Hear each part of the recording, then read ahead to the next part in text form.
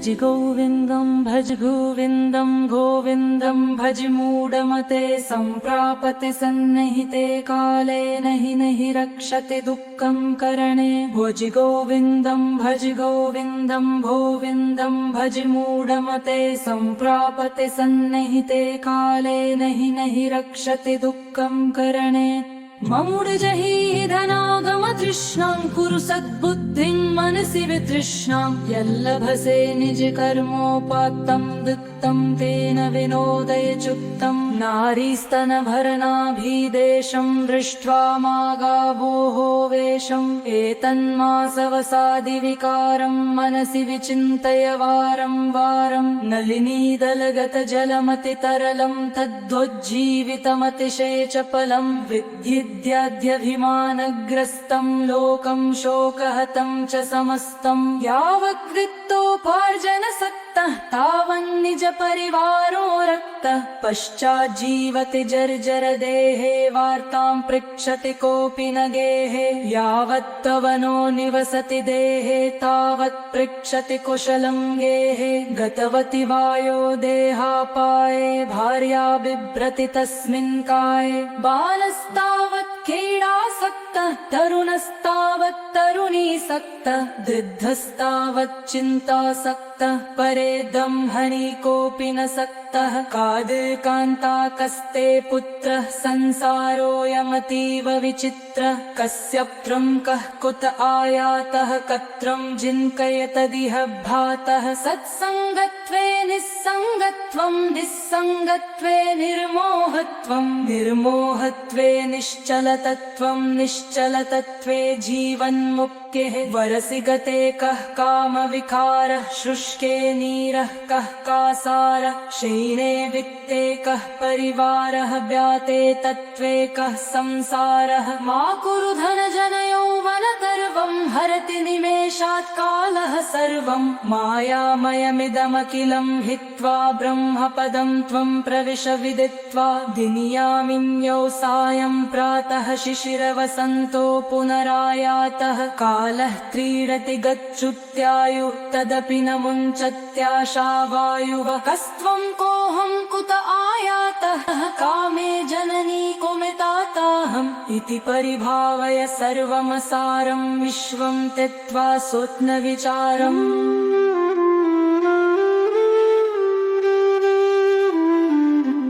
गुरुचराम्बुज निर्भर भक्तः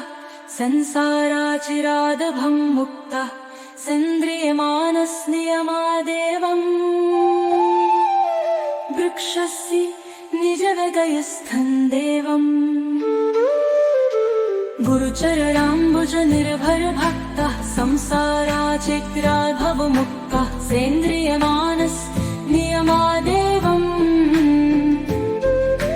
वृक्षस्य निजहृदयस्थं देवं भज गोविन्दं भज गोविन्दम् गोविन्दं भज गोविन्दं गोविन्दं भज मूढं धं नामस्मरणादन्यमुकायं न हि पश्यामो भवतरणे भज गोविन्दं भज गोविन्दं गोविन्दं भज मूढमते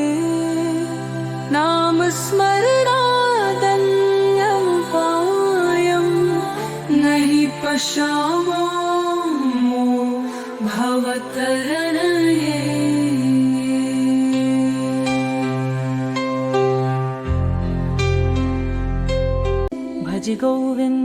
भज गोविन्दं गोविन्दं भज मूढमते सम्प्रापते सन्निहिते काले नहि रक्षते दुःखं करणे भज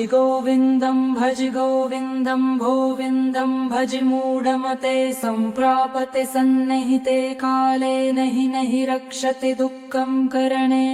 ममुडजहि धनागम तृष्णां कुरु सद्बुद्धिं मनसि वितृष्णां यल्लभसे निज कर्मोपात्तं दत्तं तेन विनोदय चुक्तं नारीस्तनभरनाभिदेशं दृष्ट्वा मागावोः वेशम् एतन्मासवसादिविकारं मनसि विचिन्तय वारं वारं नलिनीदलगतजलमतितरलं तद्वज्जीवितमतिशेचपलं विद्युद्याद्यभिमानग्रस्तं लोकं शोकहतं च समस्तं यावद्वित्तोपार्जनसक्तः तावन्निज परिवारो रक्तः पश्चाज्जीवति जर्जर देहे वार्तां पृच्छति कोऽपि न गेहे यावत्तवनो निवसति देहे तावत् पृच्छति कुशलं गेहे गतवति वायो देहापाये भार्या बिभ्रति तस्मिन् काये बालस्तावत् क्रीडासक्तः तरुणस्तावत् तरुणीसक्तः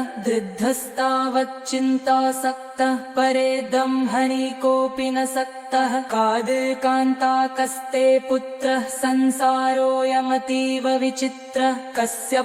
कः कुत आयातः कत्रं जिन्कयतदिह भ्रातः सत्सङ्गत्वे निस्सङ्गत्वं निस्सङ्गत्वे निर्मोहत्वं निर्मोहत्वे निश्चलतत्वं निश्चलतत्वे जीवन्मुक्तिः वरसि गते कः कामविकारः शुष्के नीरः कः कासारः शयने वित्ते कः परिवारः व्याते तत्त्वे कः संसारः मा कुरु धनजनयौवनतर्वं हरति निमेषात् कालः सर्वं मायामयमिदमखिलं हित्वा ब्रह्मपदं त्वं प्रविश विदित्वा दिनियामिन्यौ सायं प्रातः शिशिरवसन्तो पुनरायातः कालः क्रीडति गच्छुत्यायुः तदपि न मुञ्चत्याशावायुः कस्त्वं कोऽहं कुत आयातः कामे जननी कुमिताताहम् इति परिभावय सर्वमसारं विश्वं त्यक्त्वा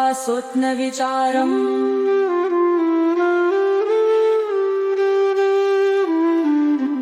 गुरुचराम्बुज निर्भर भक्तः संसाराचिरादभं मुक्तः सेन्द्रियमानस्नियमादेवम् वृक्षस्य निजवगयस्थं देवम् गुरुचराम्बुज निर्भर भक्तः संसाराचिरादभवमुक्तः सेन्द्रियमानस्नियमादेवम् वृक्षस्य निजहृदयस्थं देवं भज गोविन्दम् भज गोविन्दम् गोविन्दं भज गोविन्दं गोविन्दं भज मूढं धं नामस्मरणादन्यमुकायं न हि पश्यामो भवतरणे भज गोविन्दं भज गोविन्दं गोविन्दं भज मूढमते नामस्मरणादन्यमुकायं न हि पश्यामो भवतरणये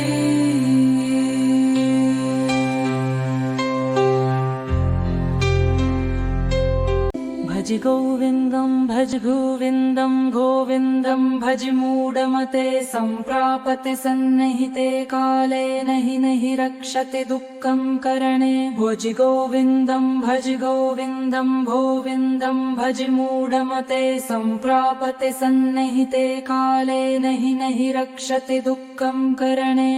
ममूढजहि धनागमतृष्णां कुरु सद्बुद्धिं मनसि वितृष्णां यल्लभसे निजकर्मोपात्तं दत्तं तेन विनोदय चुक्तं नारीस्तनभरनाभिदेशं दृष्ट्वा मागावोः वेशम् एतन्मासवसादिविकारं मनसि विचिन्तय वारं वारं नलिनीदलगतजलमतितरलं तद्वज्जीवितमतिशेचपलं विद्युद्याद्यभिमानग्रस्तं लोकं शोकहतं च समस्तं यावद्वित्तोपार्जनसक्तः तावन्निज परिवारो रक्तः पश्चाज्जीवति जर्जर देहे वार्तां पृच्छति कोऽपि न गेहे यावत्तवनो निवसति देहे तावत् पृच्छति कुशलं गेहे गतवति वायो देहापाये भार्या बिभ्रति तस्मिन् काये बालस्तावत् क्रीडासक्तः तरुणस्तावत् तरुणीसक्तः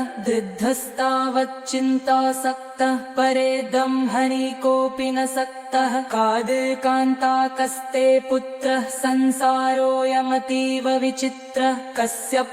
कः कुत आयातः कत्रं जिन्कयतदिह भातः सत्सङ्गत्वे निस्सङ्गत्वं निस्सङ्गत्वे निर्मोहत्वं निर्मोहत्वे निश्चलतत्वं निश्चलतत्वे जीवन्मुक्तेः वरसि गते कः कामविकारः शुष्के नीरः कः कासारः शयने वित्ते कः परिवारः व्याते तत्त्वे कः संसारः मा कुरु धनजनयौवनगर्वं हरति निमेषात् कालः सर्वं मायामयमिदमखिलं हित्वा ब्रह्मपदं त्वं प्रविश विदित्वा दिनियामिन्यौ सायं प्रातः शिशिरवसन्तो पुनरायातः कालः क्रीडति गच्छुत्यायुः तदपि न मुञ्चत्याशावायुः कस्त्वं कोऽहं कुत आयातः कामे जननी कुमिताताहम् इति परिभावय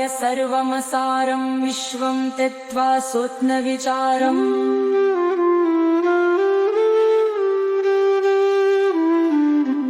गुरुचराम्बुज निर्भर भक्तः संसाराचिरादभं मुक्तः सेन्द्रियमानसनियमादेवम् वृक्षस्य निजवगयस्थं देवम् गुरुचरणाम्बुज निर्भर भक्तः संसाराचिरादभवमुक्तः सेन्द्रियमानसनियमादेवम् वृक्षस्य निजहृदयस्थं देवं भज गोविन्दम् भज गोविन्दम् गोविन्दं भज गोविन्दं गोविन्दं भज मूढं धं नामस्मरणादन्यमुकायं न हि पश्यामो भवतरणे भज गोविन्दं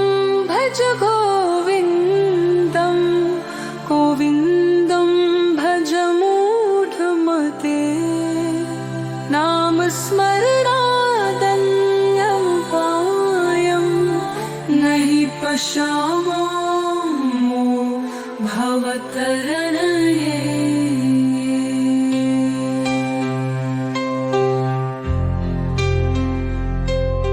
भज गोविन्दं भज गोविन्दं गोविन्दं भज मूढमते सम्प्रापते सन्निहिते काले नहि रक्षते दुःखं करणे भज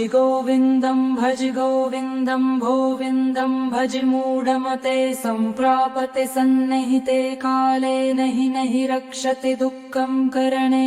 ममूढजहि धनागम तृष्णां कुरु सद्बुद्धिं मनसि वितृष्णां यल्लभसे निज कर्मोपात्तं दत्तं तेन विनोदय चुक्तं नारीस्तनभरनाभिदेशं दृष्ट्वा मागावोः वेषम् एतन्मासवसादिविकारं मनसि विचिन्तय वारं वारं नलिनीदलगतजलमतितरलं तद्वज्जीवितमतिशयचपलं विद्युद्याद्यभिमानग्रस्तं लोकं शोकहतं च समस्तं यावद्वित्तोपार्जनसक्तः तावन्निज परिवारो रक्तः पश्चाज्जीवति जर्जर देहे वार्तां पृच्छति कोऽपि न गेहे यावत्तवनो निवसति देहे तावत् पृच्छति कुशलं गेहे गतवति वायो देहापाये भार्या बिभ्रति तस्मिन् काये बालस्तावत् क्रीडासक्तः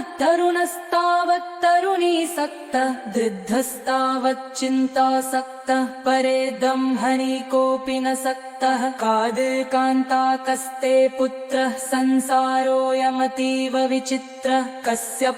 कः कुत आयातः कत्रं जिन्कयतदिह भातः सत्सङ्गत्वे निस्सङ्गत्वं निस्सङ्गत्वे निर्मोहत्वं निर्मोहत्वे निश्चलतत्वं निश्चलतत्वे जीवन्मुक्तेः मुक्तेः वरसि गते कः कामविकारः शुष्के नीरः कः कासारः शयने वित्ते कः परिवारः व्याते तत्त्वे कः संसारः मा कुरु धनजनयौवनगर्वं हरति निमेषात् कालः सर्वं मायामयमिदमखिलं हित्वा ब्रह्मपदं त्वं प्रविश विदित्वा दिनियामिन्यौ सायं प्रातः शिशिरवसन्तो पुनरायातः कालः क्रीडति गच्छुत्यायुः तदपि न मुञ्चत्याशा वायुः कस्त्वं कोऽहं कुत आयातः कामे जननी कुमिताताहम् इति परिभावय सर्वमसारं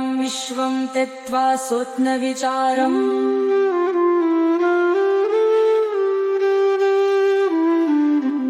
गुरुचराम्बुज निर्भर भक्ता संसाराचिरादभं मुक्ता सेन्द्रियमानसनियमादेवम् वृक्षस्य निजहृदयस्थं देवम् गुरुचराम्बुज निर्भर भक्ता संसाराचिरादभवमुक्ता सेन्द्रियमानसनियमादेवम् वृक्षस्य निजहृदयस्थं देवं भज गोविन्दम् भज गोविन्दम् गोविन्दं भज गोविन्दं गोविन्दं भज मूढं धं नामस्मरणादन्यमुकायं न हि पश्यामो भवतरणे भज गोविन्दं भज गोविन्दं गोविन्दं भज मूढमते नामस्मरणादन्यमुपायं न हि पश्यामो भवतरणे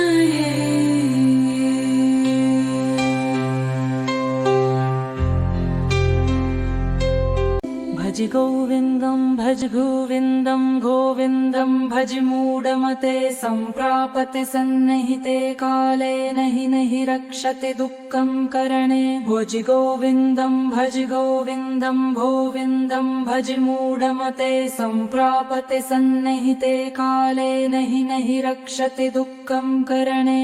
ममूढजहि धनागम तृष्णां कुरु सद्बुद्धिं मनसि वितृष्णां यल्लभसे निज कर्मोपात्तं दत्तं तेन विनोदय चुक्तं नारीस्तनभरनाभिदेशं दृष्ट्वा मागावोः वेषम् एतन्मासवसादिविकारं मनसि विचिन्तय वारं वारं नलिनीदलगतजलमतितरलं तद्वज्जीवितमतिशयचपलं विद्युद्याद्यभिमानग्रस्तं लोकं शोकहतं च समस्तं यावद्वित्तोपार्जनसक्तः तावन्निज परिवारो रक्तः पश्चाज्जीवति जर्जर देहे वार्तां पृच्छति कोऽपि न गेहे यावत्तवनो निवसति देहे तावत् पृच्छति कुशलं गेहे गतवति वायो देहापाये भार्या बिभ्रति तस्मिन् काये बालस्तावत् क्रीडासक्तः तरुणस्तावत् तरुणीसक्तः वृद्धस्तावत् चिन्तासक्तः परेदं हनि कोऽपि न सक्तः कादिकान्ताकस्ते पुत्रः संसारोऽयमतीव विचित्रः कस्य कः कुत आयातः कत्रं जिन्कयतदिह भ्रातः सत्सङ्गत्वे निस्सङ्गत्वं निस्सङ्गत्वे निर्मोहत्वं निर्मोहत्वे निश्चलतत्वं निश्चलतत्वे जीवन्मुक्तेः वरसि गते कः कामविकारः शुष्के नीरः कः कासारः शयने वित्ते कः परिवारः व्याते तत्त्वे कः संसारः मा कुरु धनजनयौवनगर्वं हरति निमेषात् कालः सर्वं मायामयमिदमखिलं हित्वा ब्रह्मपदं त्वं प्रविश विदित्वा दिनियामिन्यौ सायं प्रातः शिशिरवसन्तो पुनरायातः कालः क्रीडति गच्छुत्यायुः तदपि न मुञ्चत्याशा वायुः कस्त्वं कोऽहं कुत आयातः कामे जननी कुमिताताहम् इति परिभावय सर्वमसारं विश्वं त्यक्त्वा स्वप्नविचारम्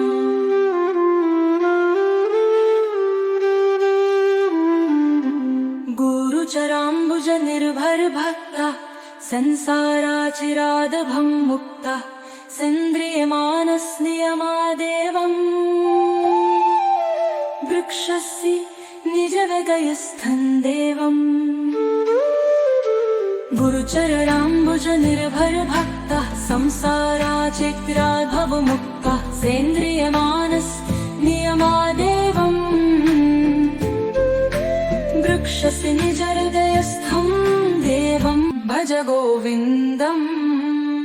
भज गोविन्दम् गोविन्दं भज गोविन्दं गोविन्दं भज मूढं धं नामस्मरणादन्यमुकायं न हि पश्यामो भवतरणे भज गोविन्दं भज गोविन्दं गोविन्दं भज मूढमते नामस्मरणादन्यमुकायं न हि पश्यामो भवतरणे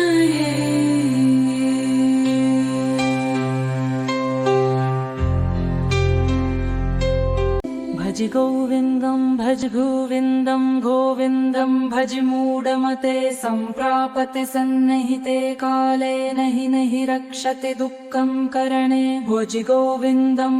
गोविन्दं गोविन्दं भज मूढमते सम्प्रापते सन्निहिते काले नहि नहि रक्षति दुःखं करणे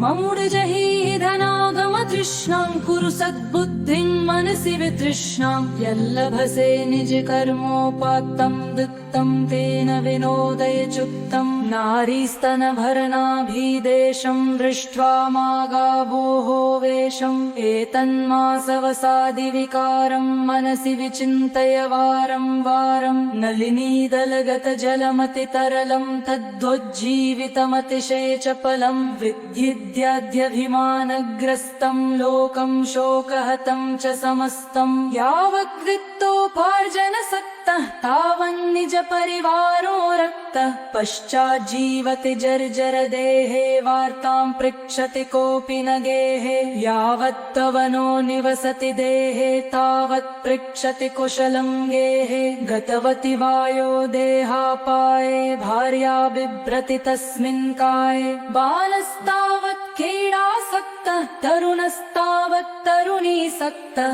वृद्धस्तावत् चिन्तासक्तः परेदं हनि कोऽपि न सक्तः कादिकान्ताकस्ते पुत्रः संसारोऽयमतीव विचित्रः कस्य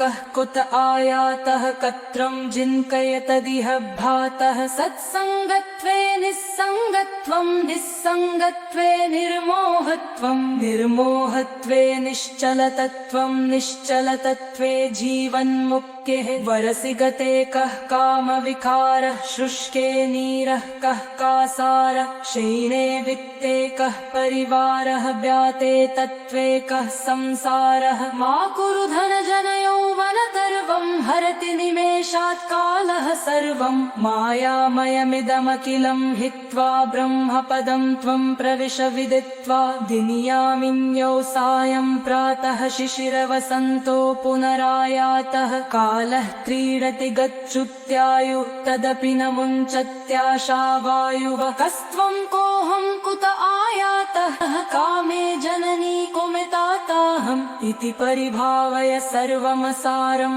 विश्वं त्यक्त्वा स्वप्नविचारम्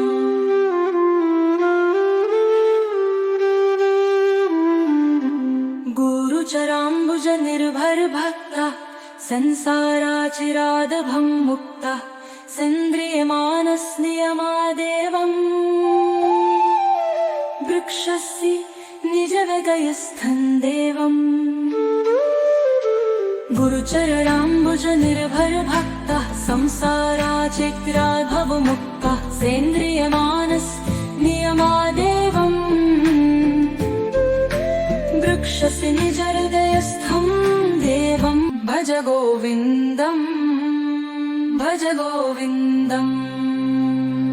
गोविन्दं भज गोविन्दं गोविन्दं भज मूढं धं नामस्मरणादन्यमुकायं न हि पश्यामो भवतरणे भज भज गोविन्दं गोविन्दं भज मूढमते नामस्मरणादन्यमुपायं नहि पश्यामो भवतरणये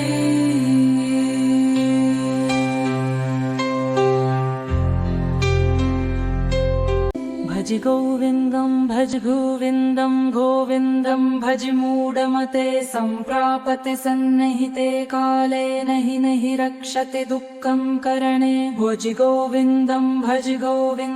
गोविन्दं भज मूढमते सम्प्रापते सन्निहिते काले नहि रक्षति दुःखं करणे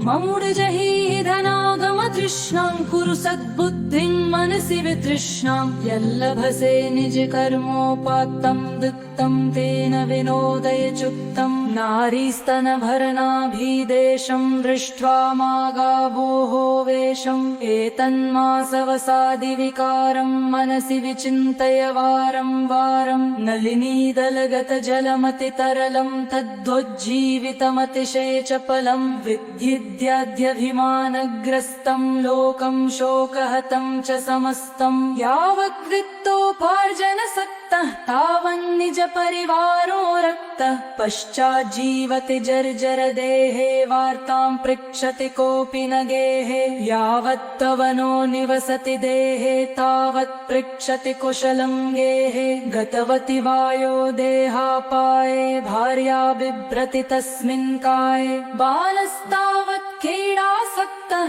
तरुणस्तावत् तरुणीसक्तः वृद्धस्तावत् चिन्तासक्तः परेदं हनि कोऽपि न सक्तः कादिकान्ताकस्ते पुत्रः संसारोऽयमतीव विचित्रः कस्य कः कुत आयातः कत्रं जिन्कयतदिह भ्रातः सत्सङ्गत्वे निस्सङ्गत्वं निस्सङ्गत्वे निर्मोहत्वं निर्मोहत्वे निश्चलतत्वं निश्चलतत्वे जीवन्मुक्तेः वरसि गते कः कामविकारः शुष्के नीरः कः कासारः शयने वित्ते कः परिवारः व्याते तत्त्वे कः संसारः मा कुरु धनजनयौवनगर्वं हरति निमेषात् कालः सर्वं मायामयमिदमखिलं हित्वा ब्रह्मपदं त्वं प्रविश विदित्वा दिनियामिन्यौ सायं प्रातः शिशिरवसन्तो पुनरायातः कालः क्रीडति गच्छुत्यायुः तदपि न मुञ्चत्याशा वायुः कस्त्वं कोऽहं कुत आयातः कामे जननी कुमिताताहम् इति परिभावय सर्वमसारं विश्वं त्यक्त्वा स्वप्नविचारम्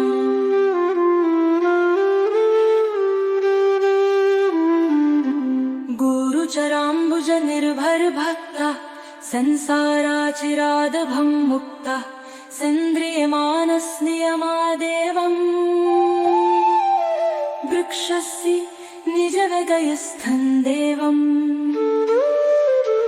गुरुचराम्बुज निर्भर भक्ता संसाराचिरादभवमुक्ता सेन्द्रियमानस्नियमादेवम् वृक्षस्य निजहृदयस्थं देवं भज गोविन्दं भज गोविन्दम्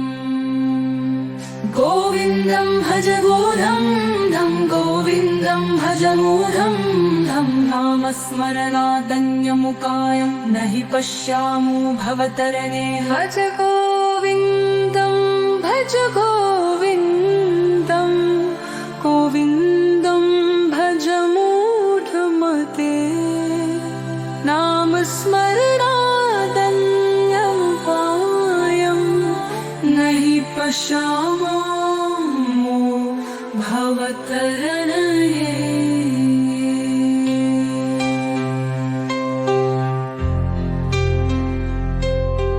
भज गोविन्दं भज गोविन्दं गोविन्दं भज मूढमते सम्प्रापते सन्निहिते काले नहि रक्षति दुःखं करणे भज गोविन्दं गोविन्दं भज मूढमते सम्प्रापते सन्निहिते काले नहि रक्षति दुःखं करणे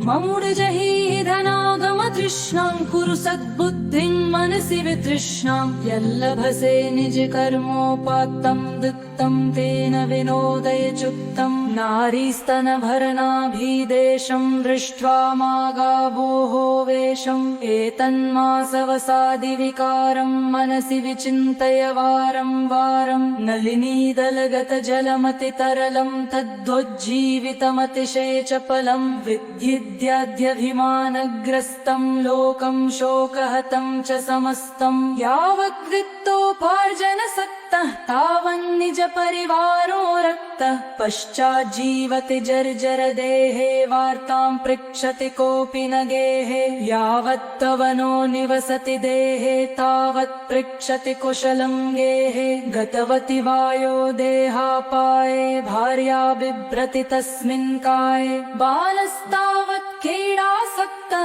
तरुणस्तावत् तरुणीसक्तः वृद्धस्तावत् चिन्तासक्तः परे दम्भनि कोऽपि न सक्तः कादिकान्ताकस्ते पुत्रः संसारोऽयमतीव विचित्रः कस्य कः कुत आयातः कत्रं जिन्कयतदिह भातः सत्सङ्गत्वे निस्सङ्गत्वं निस्सङ्गत्वे निर्मोहत्वं निर्मोहत्वे निश्चलतत्वं निश्चलतत्वे जीवन्मुक्तिः वरसि गते कः कामविकारः शुष्के नीरः कः कासारः क्षीणे वित्ते कः परिवारः व्याते तत्त्वे कः संसारः मा कुरु धनजनयौवनतर्वं हरति निमेषात् कालः सर्वं मायामयमिदमखिलं हित्वा ब्रह्मपदं त्वं प्रविश विदित्वा दिनियामिन्यौ सायं प्रातः शिशिरवसन्तो पुनरायातः कालः क्रीडति गच्छुत्यायुः तदपि न मुञ्चत्याशा वायुः कस्त्वं कोऽहं कुत आयातः कामे जननी कुमिताताहम् इति परिभावय सर्वमसारं विश्वं त्यक्त्वा स्वप्नविचारम्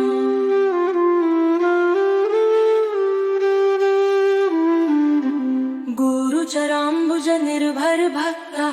संसाराचिरादभं मुक्ता सेन्द्रियमानस्नियमादेवम् वृक्षस्य निजवगयस्थं देवम् गुरुचरणाम्बुज निर्भर भक्तः संसाराचिरादभवमुक्तः सेन्द्रियमानस्नियमादेवम् वृक्षस्य निजहृदयस्थं देवं भज गोविन्दम् भज गोविन्दम् गोविन्दं भज गोविन्दं गोविन्दं भज मूढं धं नामस्मरणादन्यमुकायं न हि पश्यामो भवतरणे भज गोविन्दं भज गोविन्दं गोविन्दं भज मूढमते नामस्मरणादन्यमुकायं न हि पश्यामो भवतरणे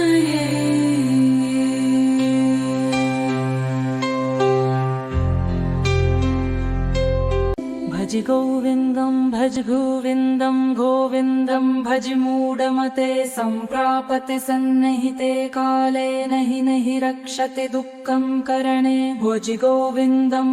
गोविन्दं गोविन्दं भज मूढमते सम्प्रापति सन्निहिते काले नहि रक्षति दुःखं करणे ममुडजहि धनागमतृष्णां कुरु सद्बुद्धिं मनसि वितृष्णां यल्लभसे निजकर्मोपात्तं दत्तं तेन विनोदय चुक्तं नारीस्तनभरनाभिदेशं दृष्ट्वा मागावोः वेषम् एतन्मासवसादिविकारं मनसि विचिन्तय वारं वारं नलिनीदलगतजलमतितरलं तद्वज्जीवितमतिशयचपलं विद्युद्याद्यभिमानग्रस्तं लोकं शोकहतं च समस्तं यावद्वित्तोपार्जनसक्तः तावन्निज परिवारो रक्तः पश्चाज्जीवति जर्जर देहे वार्तां पृच्छति कोऽपि न गेहे यावत्तवनो निवसति देहे तावत् पृच्छति कुशलं गेहे गतवति वायो देहापाये भार्या बिभ्रति तस्मिन् काये बालस्तावत् क्रीडासक्तः तरुणस्तावत् तरुणीसक्तः वृद्धस्तावत् चिन्तासक्तः परेदं हनि कोऽपि न सक्तः कादिकान्ताकस्ते पुत्रः संसारोऽयमतीव विचित्रः कस्यप्त्रं कः कुत आयातः कत्रं जिन्कयतदिह भातः सत्सङ्गत्वे निस्सङ्गत्वं निस्सङ्गत्वे निर्मोहत्वं निर्मोहत्वे निश्चलतत्वं निश्चलतत्वे जीवन्मुक्तेः वरसि गते कः कामविकारः शुष्के नीरः कः कासारः शयिने वित्ते कः परिवारः व्याते तत्त्वे कः संसारः मा कुरु धनजनयौवनतर्वं हरति निमेषात् कालः सर्वं मायामयमिदमखिलं हित्वा ब्रह्मपदं त्वं प्रविश विदित्वा दिनियामिन्यौ सायं प्रातः शिशिरवसन्तो पुनरायातः कालः क्रीडति गच्छुत्यायुः तदपि न मुञ्चत्याशा वायुः कस्त्वं कोऽहं कुत आयातः कामे जननी कुमिताताहम् इति परिभावय सर्वमसारं विश्वं त्यक्त्वा स्वप्नविचारम्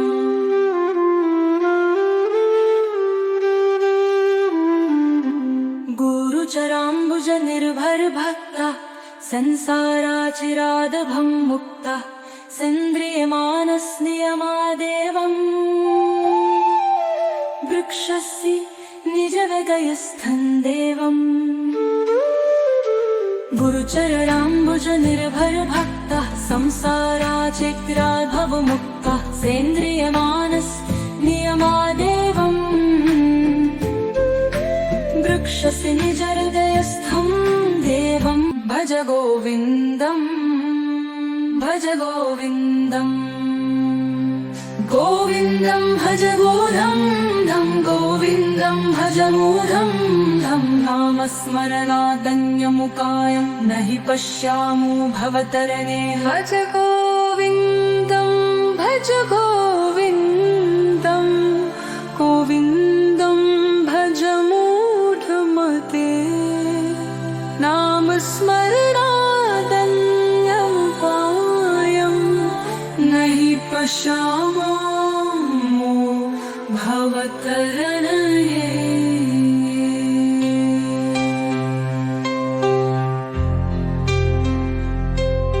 भज गोविन्दं भज गोविन्दं गोविन्दं भज मूढमते सम्प्रापते सन्निहिते काले नहि रक्षते दुःखं करणे भज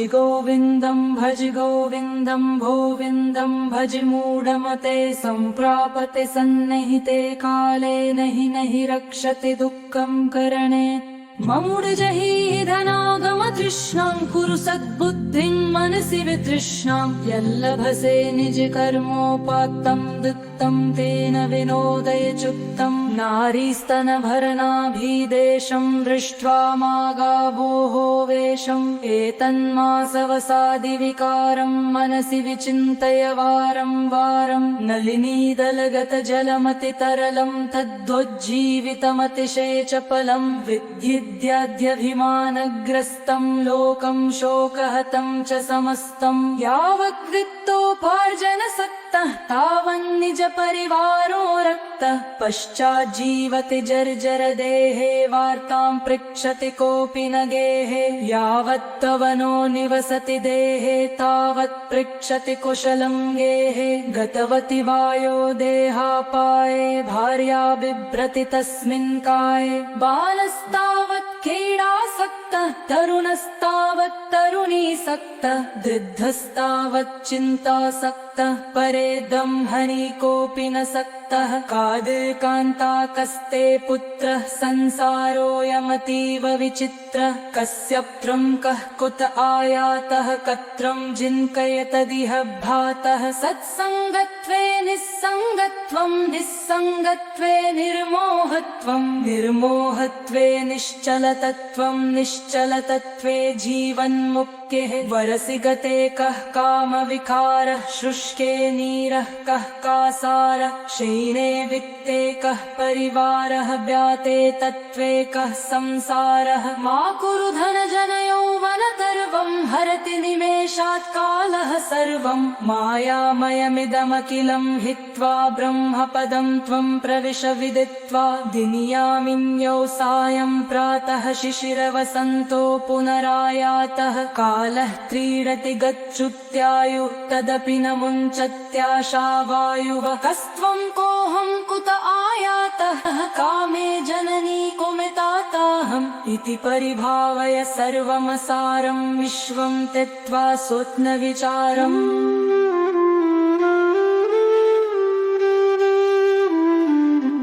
गुरुचराम्बुज निर्भर भक्ता संसाराचिरादभं मुक्ता सेन्द्रियमानस्नियमादेवम् वृक्षस्य निजहृदयस्थं देवम् गुरुचराम्बुज निर्भर भक्ता संसाराचिरादभवमुक्ता सेन्द्रियमानस्नियमादेवम् वृक्षस्य निजहृदयस्थं देवं भज गोविन्दम् भज गोविन्दम् गोविन्दं भज गोविन्दं गोविन्दं भज मूढं धं नामस्मरणादन्यमुकायं न हि पश्यामो भवतरणे भज गोविन्दं भज गोविन्दं गोविन्दं भज मूढमते नामस्मरणादन्यमुकायं न हि पश्यामो भवतरणे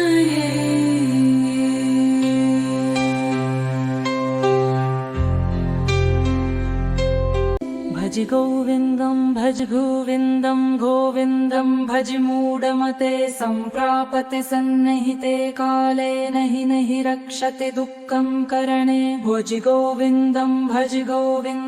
गोविन्दं भज मूढमते सम्प्रापते सन्निहिते काले नहि रक्षते दुःखं करणे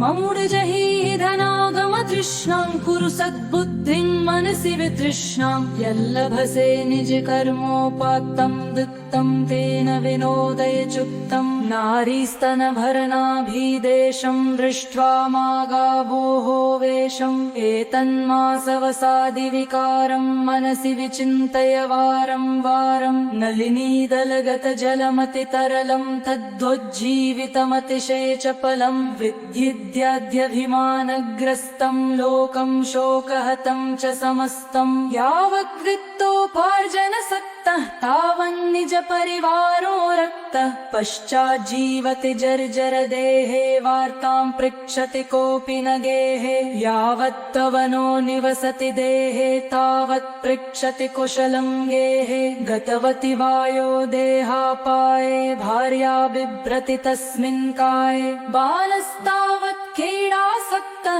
तरुणस्तावत् तरुणीसक्तः वृद्धस्तावत् चिन्तासक्तः परे दम्भनि कोऽपि न सक्तः कादिकान्ताकस्ते पुत्रः संसारोऽयमतीव विचित्रः कस्यप्त्रं कः कुत आयातः कत्रं जिन्कयतदिह भ्रातः सत्सङ्गत्वे निस्सङ्गत्वं निस्सङ्गत्वे निर्मोहत्वं निर्मोहत्वे निश्चलतत्वं निश्चलतत्वे जीवन्मुक्तेः वरसि गते कः कामविकारः शुष्के नीरः कः कासारः शयिने वित्ते कः परिवारः व्याते तत्त्वे कः संसारः मा कुरु धनजनयौवनगर्वं हरति निमेषात् कालः सर्वं मायामयमिदमखिलं हित्वा ब्रह्मपदं त्वं प्रविश विदित्वा दिनियामिन्यौ सायं प्रातः शिशिरवसन्तो पुनरायातः कालः क्रीडति गच्छुत्यायु तदपि न मुञ्चत्याशा वायुः कस्त्वं कोऽहं कुत आयातः कामे जननी कुमिताताहम् इति परिभावय सर्वमसारं विश्वं त्यक्त्वा स्वप्नविचारम्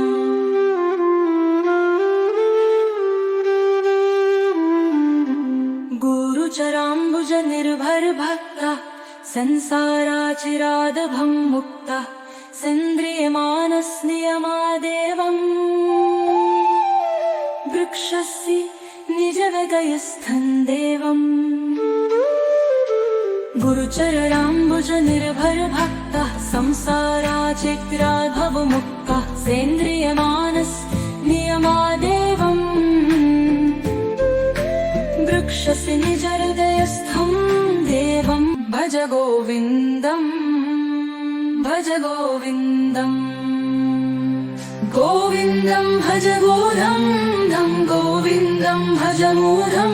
धं नामस्मरणादन्यमुकायं न हि पश्यामो भवतरणे भज गोविन्दं भज गोविन्दं गोविन्दं भज मूढमते नामस्मरणादन्यमुपायं न हि पश्यामो भवतरणे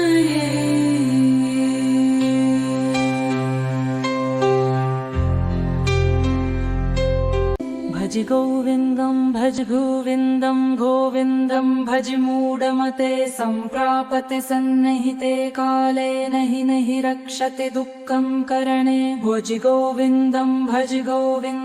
गोविन्दं भज मूढमते सम्प्रापते सन्निहिते काले नहि रक्षते दुःखं करणे ममूढजहि धनागम तृष्णां कुरु सद्बुद्धिं मनसि वितृष्णां यल्लभसे निज कर्मोपात्तं दत्तं तेन विनोदय चुक्तं नारीस्तनभरनाभिदेशं दृष्ट्वा मागाभोः वेषम् एतन्मासवसादिविकारं मनसि विचिन्तय वारं वारं नलिनीदलगतजलमतितरलं तद्वज्जीवितमतिशयचपलं विद्यद्याद्यभिमानग्रस्तं लोकं शोकहतं च समस्तं यावद्वित्तोपार्जनसक्तः तावन्निज परिवारो रक्तः पश्चाज्जीवति जर्जर देहे वार्तां पृच्छति कोऽपि न गेहे यावत्तवनो निवसति देहे तावत् पृच्छति कुशलं गेहे गतवति वायो देहापाये भार्या बिभ्रति तस्मिन् काये बालस्तावत् क्रीडासक्तः तरुणस्तावत् तरुणीसक्तः वृद्धस्तावत् चिन्तासक्तः परे दम्भनि कोऽपि न सक्तः कादिकान्ताकस्ते पुत्रः संसारोऽयमतीव विचित्रः कस्यप्त्रं कः कुत आयातः कत्रं जिन्कयतदिह भ्रातः सत्सङ्गत्वे निस्सङ्गत्वं निस्सङ्गत्वे निर्मोहत्वं निर्मोहत्वे निश्चलतत्वं निश्चलतत्वे जीवन्मुक्तेः वरसि गते कः कामविकारः शुष्के नीरः कः कासारः शयिने वित्ते कः परिवारः व्याते तत्त्वे कः संसारः मा कुरु धनजनयौवनतर्वं हरति निमेषात् कालः सर्वं मायामयमिदमखिलं हित्वा ब्रह्मपदं त्वं प्रविश विदित्वा दिनियामिन्यौ सायं प्रातः शिशिरवसन्तो पुनरायातः कालः क्रीडति गच्छुत्यायुः तदपि न मुञ्चत्याशा वायुः कस्त्वं कोऽहं कुत आयातः कामे जननी कुमिताताहम् इति परिभावय सर्वमसारं विश्वं त्यक्त्वा स्वप्नविचारम्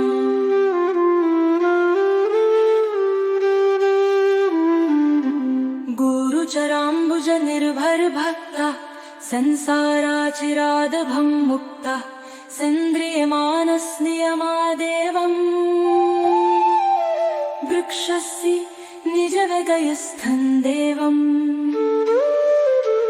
गुरुचराम्बुज निर्भर भक्तः संसाराचिरादभवमुक्तः सेन्द्रियमानसनियमादेवम् वृक्षस्य निजहृदयस्थं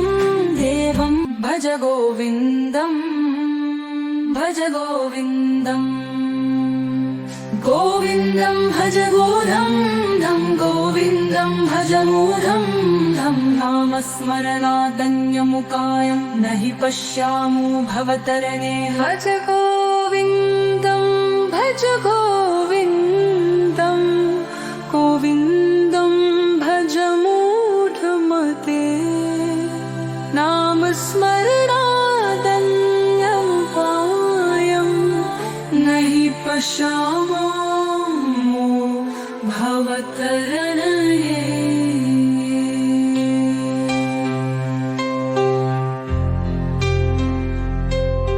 भज गोविन्दं भज गोविन्दं गोविन्दं भज मूढमते सम्प्रापते सन्निहिते काले नहि रक्षते दुःखं करणे भज गोविन्दं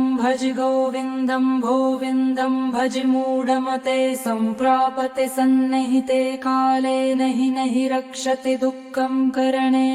ममूढजहि धनागम तृष्णां कुरु सद्बुद्धिं मनसि वितृष्णां यल्लभसे निज कर्मोपात्तं दत्तं तेन विनोदय चुक्तं नारीस्तनभरनाभिदेशं दृष्ट्वा मागावोः वेषम् एतन्मासवसादिविकारं मनसि विचिन्तय वारं वारं नलिनीदलगतजलमतितरलं तद्वज्जीवितमतिशयचपलं विद्युद्याद्यभिमानग्रस्तं लोकं शोकहतं च समस्तं यावद्वित्तोपार्जनसक्तः तावन्निज परिवारो रक्तः पश्चाज्जीवति जर्जर देहे वार्तां पृच्छति कोऽपि न गेहे यावत्तवनो निवसति देहे तावत् पृच्छति कुशलं गेहे गतवति वायो देहापाये भार्या बिभ्रति तस्मिन् काये बालस्तावत् क्रीडासक्तः तरुणस्तावत् तरुणीसक्तः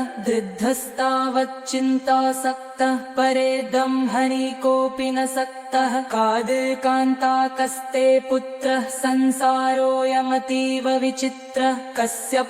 कः कुत आयातः कत्रं जिन्कयतदिह भ्रातः सत्सङ्गत्वे निस्सङ्गत्वं निस्सङ्गत्वे निर्मोहत्वं निर्मोहत्वे निश्चलतत्वं निश्चलतत्वे जीवन्मुक्तेः वरसि गते कः कामविकारः शुष्के नीरः कः कासारः क्षीणे वित्ते कः परिवारः व्याते तत्त्वे कः संसारः मा कुरु धनजनयौवनतर्वं हरति निमेषात् कालः सर्वं मायामयमिदमखिलं हित्वा ब्रह्मपदं त्वं प्रविश विदित्वा दिनियामिन्यौ सायं प्रातः शिशिरवसन्तो पुनरायातः कालः क्रीडति गच्छुत्यायुः तदपि न मुञ्चत्याशा वायुः कस्त्वं कोऽहं कुत आयातः कामे जननी कुमिताताहम् इति परिभावय सर्वमसारं विश्वं त्यक्त्वा स्वप्नविचारम्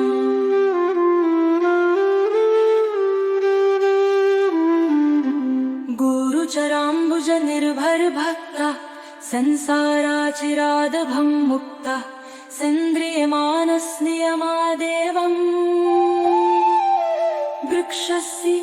निजहृदयस्थं देवम् गुरुचरणाम्बुज निर्भर भक्तः संसाराचिरादभवमुक्तः सेन्द्रियमानस्नियमादेवम् वृक्षस्य निजहृदयस्थं देवं भज गोविन्दं भज गोविन्दं गोविन्दं भज गोविन्दं गोविन्दं भज मूढं धं नामस्मरणादन्यमुकायं न हि पश्यामो भवतरणे भज गोविन्दं भज गोविन्दं गोविन्दं भज मूढमते नामस्मरणादन्यमुकायं न हि पश्यामो भवतरणे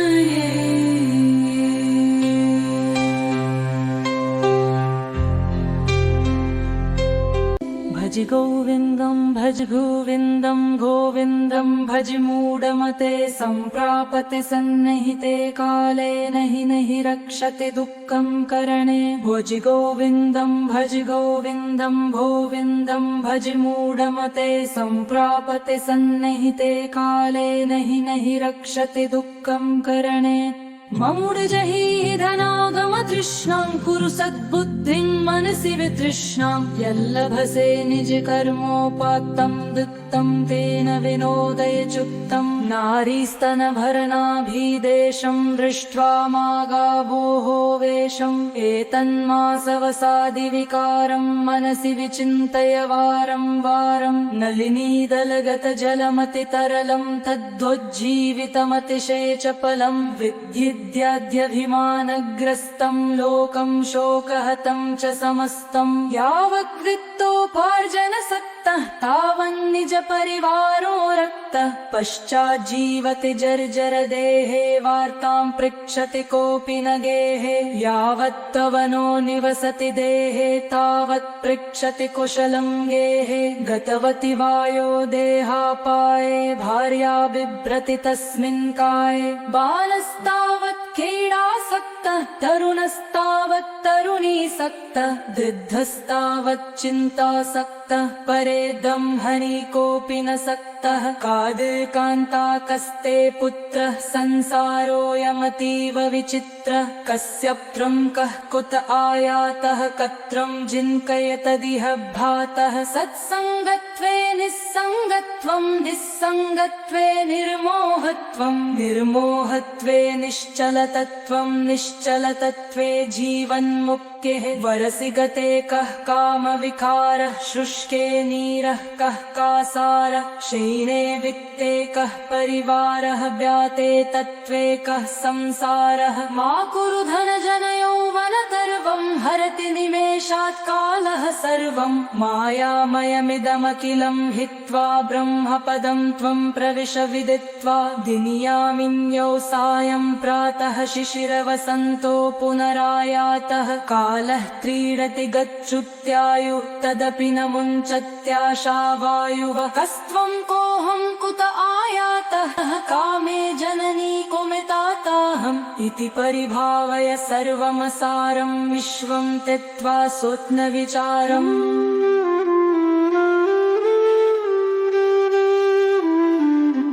गुरुचराम्बुज निर्भर भक्तः संसाराचिरादभं मुक्तः सेन्द्रियमानसनियमादेवम् वृक्षस्य निजहृदयस्थं देवम् गुरुचराम्बुज निर्भर भक्तः संसाराचिरादभवमुक्तः सेन्द्रियमानसनियमादेवम् वृक्षस्य निजहृदयस्थं देवं भज गोविन्दम् भज गोविन्दम् गोविन्दं भज गोविन्दं गोविन्दं भज मूढं धं नामस्मरणादन्यमुकायं न हि पश्यामो भवतरणे भज गोविन्दं भज गोविन्दं गोविन्दं भज मूढमते नामस्मरणादन्यमुपायं न हि पश्यामो भवतरणे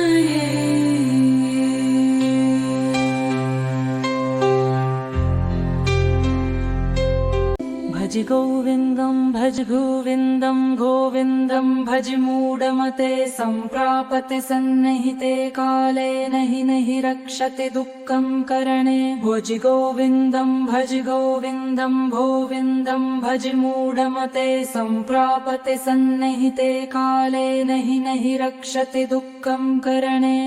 ममुडजहि धनागम तृष्णां कुरु सद्बुद्धिं मनसि वितृष्णां यल्लभसे निजकर्मोपात्तं दत्तं तेन विनोदय चुक्तं नारीस्तनभरनाभिदेशं दृष्ट्वा मागावोः वेशम् एतन्मासवसादिविकारं मनसि विचिन्तय वारं वारं नलिनीदलगतजलमतितरलं तद्वज्जीवितमतिशयचपलं विद्युद्याद्यभिमानग्रस्तं लोकं शोकहतं च समस्तं यावद्वित्तोपार्जनसक्तः तावन्निज परिवारो रक्तः पश्चाज्जीवति जर्जरदेहे वार्तां पृच्छति कोऽपि न गेहे यावत्तवनो निवसति देहे तावत् पृच्छति कुशलं गेहे गतवति वायो देहापाये भार्या बिभ्रति तस्मिन् काये बालस्तावत् क्रीडासक्तः तरुणस्तावत् तरुणीसक्तः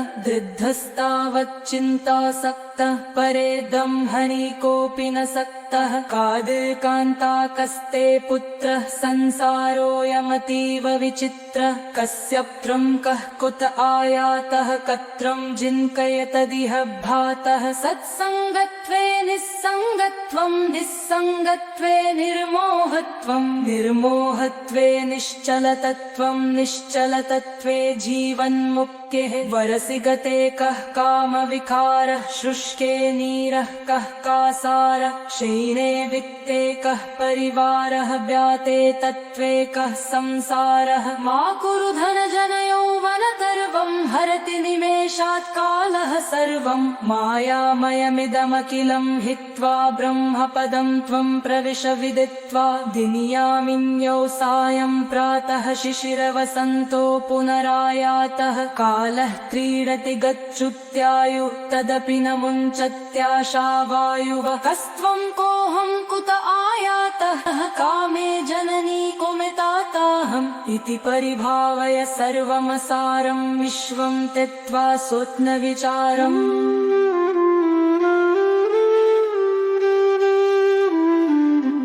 गुरुचराम्बुज निर्भर भक्तः संसाराचिरादभं मुक्तः सेन्द्रियमानसनियमादेवम् वृक्षस्य निजहृदयस्थं देवम् गुरुचराम्बुज निर्भर भक्तः संसाराचिरादभवमुक्तः सेन्द्रियमानसनियमादेवम् वृक्षस्य निजहृदयस्थं देवं भज गोविन्दम् भज गोविन्दम् गोविन्दं भज गोधं धं गोविन्दं भज मूढं धं नामस्मरणादन्यमुकायं न हि पश्यामो भवतरणे भज गोविन्दं भज गोविन्दं गोविन्दं भज मूढमते नामस्मरणादन्यमुपायं न हि पश्यामो भवतरणे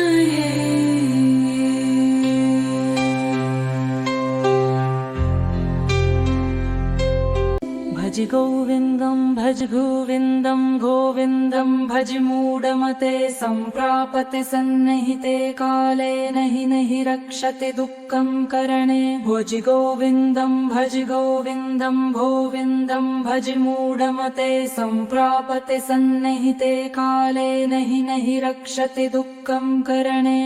ममूढजहि धनागमतृष्णां कुरु सद्बुद्धिं मनसि वितृष्णां यल्लभसे निजकर्मोपात्तं दत्तं तेन विनोदय चुक्तं नारीस्तनभरनाभिदेशं दृष्ट्वा मागावोः वेशम् एतन्मासवसादिविकारं मनसि विचिन्तय वारं वारं नलिनीदलगतजलमतितरलं तद्वज्जीवितमतिशयचपलं विद्युद्याद्यभिमानग्रस्तं लोकं शोकहतं च समस्तं यावद्वित्तो वित्तोपार्जनसक्तः तावन्निज परिवारो रक्तः पश्चाज्जीवति जर्जर देहे वार्तां पृच्छति कोऽपि न गेहे यावत्तवनो निवसति देहे तावत् पृच्छति कुशलं गेहे गतवति वायो देहापाये भार्या बिभ्रति तस्मिन् काये बालस्तावत् क्रीडासक्तः तरुणस्तावत् तरुणीसक्तः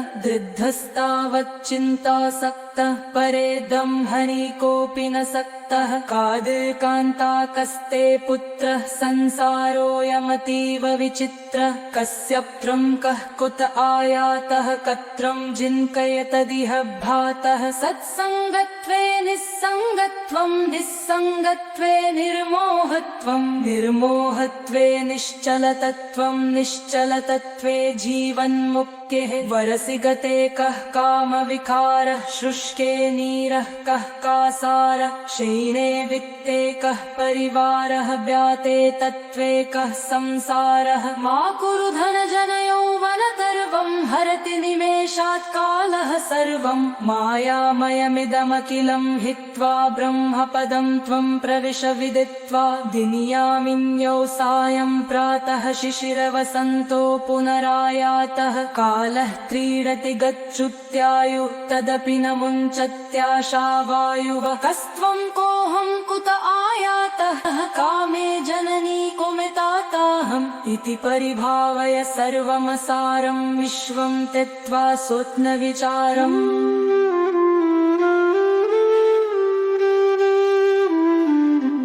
गुरुचराम्बुज निर्भर भक्तः संसाराचिरादभं मुक्तः सेन्द्रियमानस्नियमादेवम् वृक्षस्य निजवगयस्थं देवम् गुरुचराम्बुज निर्भर भक्तः संसाराचिरादभवमुक्तः सेन्द्रियमानस्नियमादेवम् वृक्षस्य निजहृदयस्थं देवं भज गोविन्दम् भज गोविन्दम्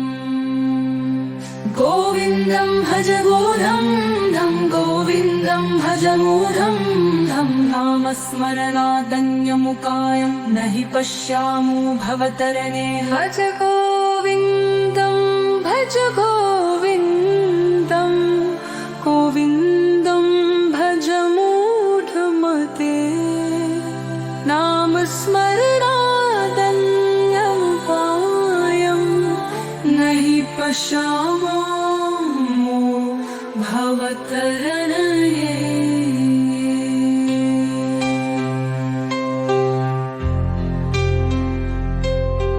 भज गोविन्दं भज गोविन्दं गोविन्दं भज मूढमते सम्प्रापते सन्निहिते काले नहि रक्षते दुःखं करणे भज गोविन्दं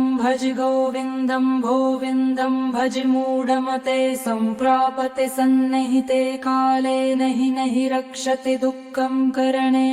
ममूढजहि धनागम तृष्णां कुरु सद्बुद्धिं मनसि वितृष्णां यल्लभसे निज कर्मोपात्तं दत्तं तेन विनोदय चुक्तं नारीस्तनभरणाभिदेशं दृष्ट्वा मागावोः वेशम् एतन्मासवसादिविकारं मनसि विचिन्तय वारं वारं नलिनीदलगतजलमतितरलं तद्वज्जीवितमतिशयचपलं विद्युद्याद्यभिमानग्रस्तं लोकं शोकहतं च समस्तं यावद्वित्तोपार्जनसक्तः तावन्निज परिवारो रक्तः पश्चाज्जीवति जर्जर देहे वार्तां पृच्छति कोऽपि न गेहे यावत्तवनो निवसति देहे तावत् पृच्छति कुशलं गेहे गतवति वायो देहापाये भार्या बिभ्रति तस्मिन् काये बालस्तावत् क्रीडासक्तः तरुणस्तावत् तरुणी तरुणीसक्तः वृद्धस्तावच्चिन्तासक्तः परेदं हनि कोऽपि न सक्तः कादिकान्ताकस्ते पुत्रः संसारोऽयमतीव विचित्रः कस्य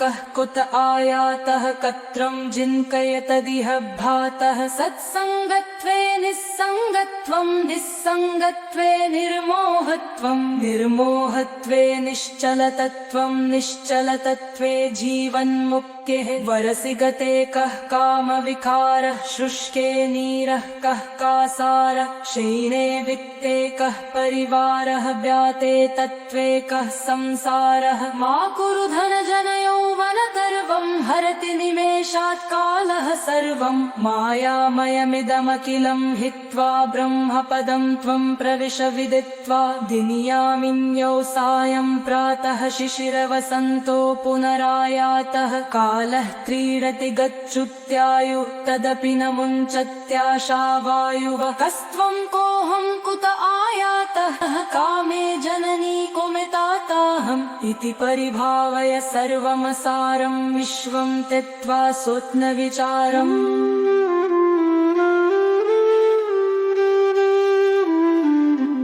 गुरुचराम्बुज निर्भरभक्तः संसाराचिरादभं मुक्तः सेन्द्रियमानसनियमादेवम् वृक्षस्य निजहृदयस्थं देवम् गुरुचराम्बुज निर्भरभक्तः संसाराचिरादभवमुक्तः सेन्द्रियमानसनियमादेवम् वृक्षस्य निजहृदयस्थं देवं भज गोविन्दम् भज गोविन्दम् गोविन्दं भज गोविन्दं गोविन्दं भज मूढं धं नामस्मरणादन्यमुकायं न हि पश्यामो भवतरणे भज गोविन्दं भज गोविन्दं गोविन्दं भज मूढमते नामस्मरणादन्यमुकायं न हि पश्यामो भवतरणे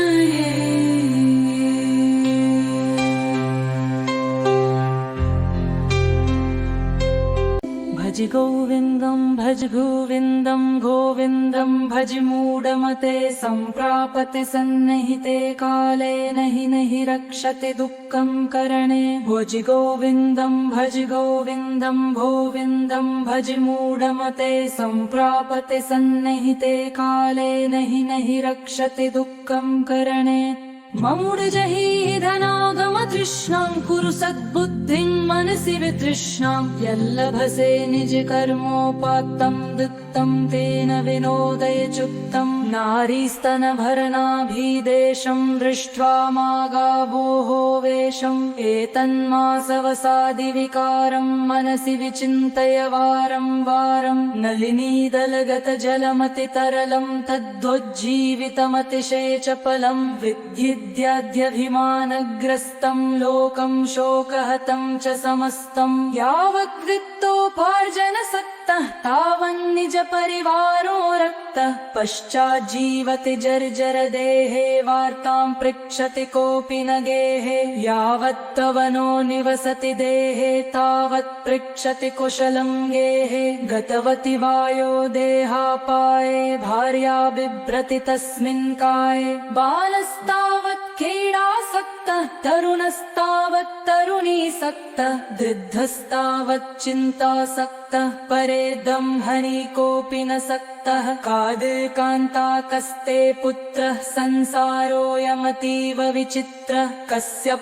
कः कुत आयातः कत्रं जिन्कयतदिह भातः सत्सङ्गत्वे निस्सङ्गत्वं निस्सङ्गत्वे निर्मोहत्वं निर्मोहत्वे निश्चलतत्वं निश्चलतत्वे जीवन्मुक्तिः मुक्तिः वरसि गते कः कामविकारः शुष्के नीरः कः कासारः शयिने वित्ते कः परिवारः व्याते तत्त्वे कः संसारः मा कुरु धनजनयौवनतर्वं हरति निमेषात् कालः सर्वं मायामयमिदमखिलं हित्वा ब्रह्मपदं त्वं प्रविश विदित्वा दिनियामिन्यौ सायं प्रातः शिशिरवसन्तो पुनरायातः कालः क्रीडति गच्छुत्यायुः तदपि न मुञ्चत्याशा वायुः कस्त्वं कोऽहं कुत आयातः कामे जननी कुमिताताहम् इति परिभावय सर्वमसारं विश्वं त्यक्त्वा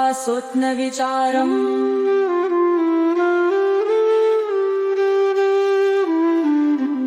गुरुचराम्बुज निर्भर भक्ता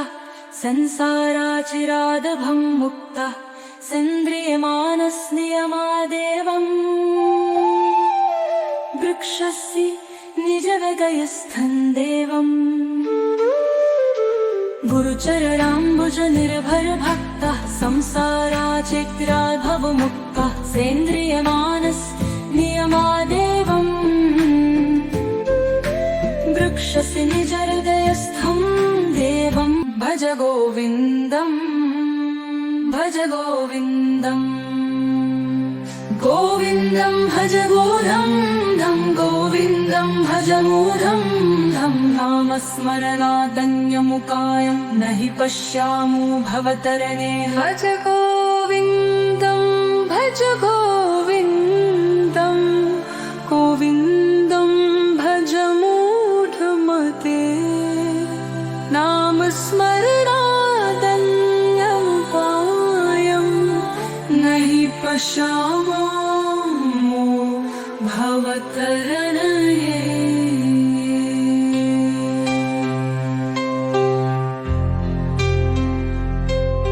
भज गोविन्दं भज गोविन्दं गोविन्दं भज मूढमते सम्प्रापते सन्निहिते काले नहि रक्षते दुःखं करणे भज गोविन्दं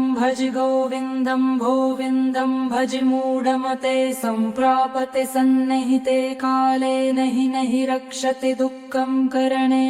ममूढजहि धनागम तृष्णां कुरु सद्बुद्धिं मनसि वितृष्णां यल्लभसे निज कर्मोपात्तं दत्तं तेन विनोदय चुक्तं नारीस्तनभरनाभिदेशं दृष्ट्वा मागावोः वेशम् एतन्मासवसादिविकारं मनसि विचिन्तय वारं वारं नलिनीदलगतजलमतितरलं तद्वज्जीवितमतिशयचपलं विद्युद्याद्यभिमानग्रस्तं लोकं शोकहतं च समस्तं यावद्वित्तोपार्जनसक्तः तावन्निज परिवारो रक्तः पश्चाज्जीवति जर्जर देहे वार्तां पृच्छति कोऽपि न गेहे यावत्तवनो निवसति देहे तावत् पृच्छति कुशलं गेहे गतवति वायो देहापाये भार्या बिभ्रति तस्मिन् काये बालस्तावत् क्रीडासक्तः तरुणस्तावत् तरुणीसक्तः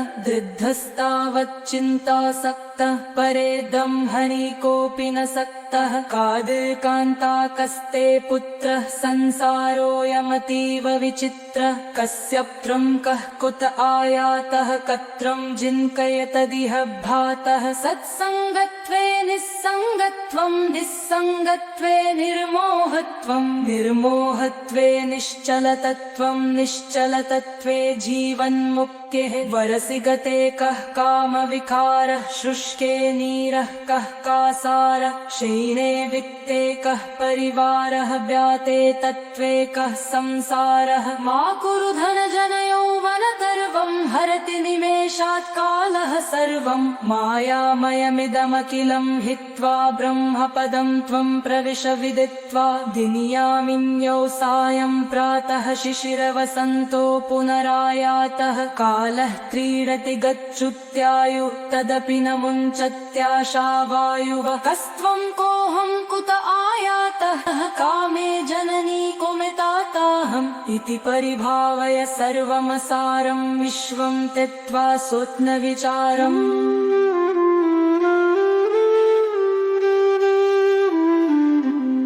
गुरुचराम्बुज निर्भर भक्ता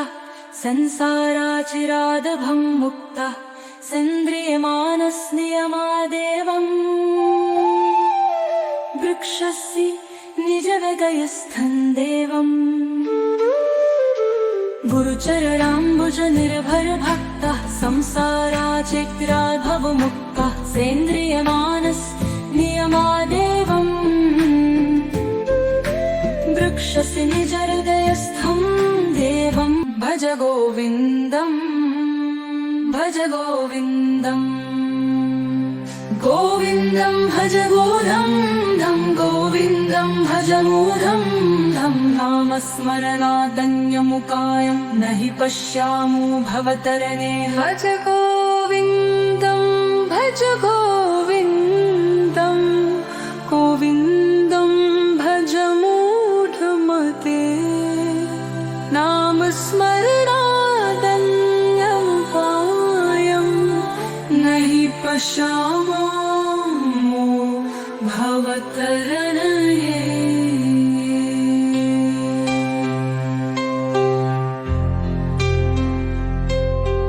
भज गोविन्दं भज गोविन्दं गोविन्दं भज मूढमते सम्प्रापते सन्निहिते काले नहि रक्षते दुःखं करणे भज गोविन्दं गोविन्दं भज मूढमते सम्प्रापते सन्निहिते काले नहि रक्षते दुःखं करणे ममूढजहि धनागम तृष्णां कुरु सद्बुद्धिं मनसि वितृष्णां यल्लभसे निज कर्मोपात्तं दत्तं तेन विनोदय चुक्तं नारीस्तनभरनाभिदेशं दृष्ट्वा मागावोः वेषम् एतन्मासवसादिविकारं मनसि विचिन्तय वारं वारं नलिनीदलगतजलमतितरलं तद्वज्जीवितमतिशयचपलं विद्युद्याद्यभिमानग्रस्तं लोकं शोकहतं च समस्तं यावद्वित्तोपार्जनसक्तः तावन्निज परिवारो रक्तः पश्चाज्जीवति जर्जर देहे वार्तां पृच्छति कोऽपि न गेहे यावत्तवनो निवसति देहे तावत् पृच्छति कुशलं गेहे गतवति वायो देहापाये भार्या बिभ्रति तस्मिन् काये बालस्तावत् क्रीडासक्तः तरुणस्तावत् तरुणीसक्तः वृद्धस्तावत् चिन्तासक्तः परेदं हनि कोऽपि न सक्तः कादिकान्ताकस्ते पुत्रः संसारोऽयमतीव विचित्रः कस्य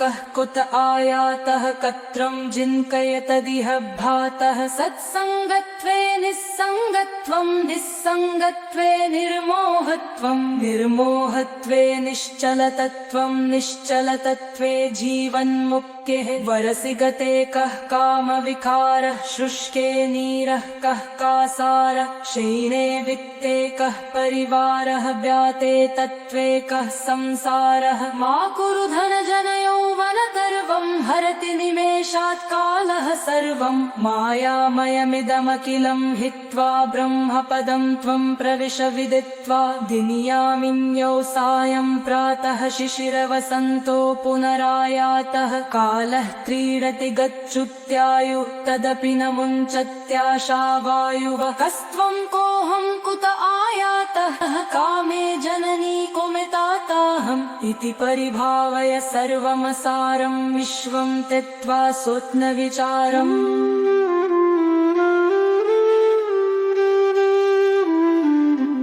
गुरुचराम्बुज निर्भर भक्ता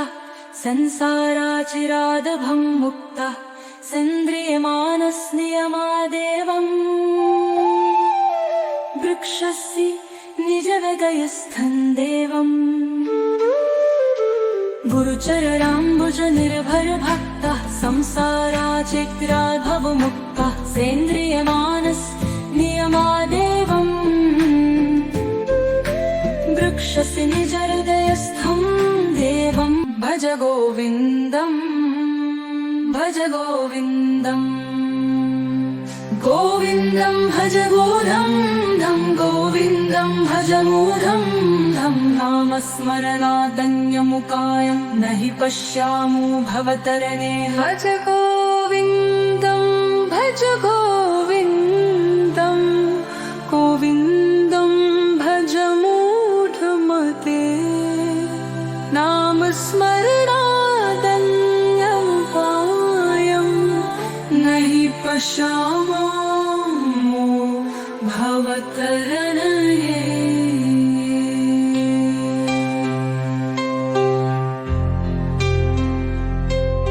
भज गोविन्दं भज गोविन्दं गोविन्दं भज मूढमते सम्प्रापते सन्निहिते काले नहि नहि रक्षते दुःखं करणे भज गोविन्दं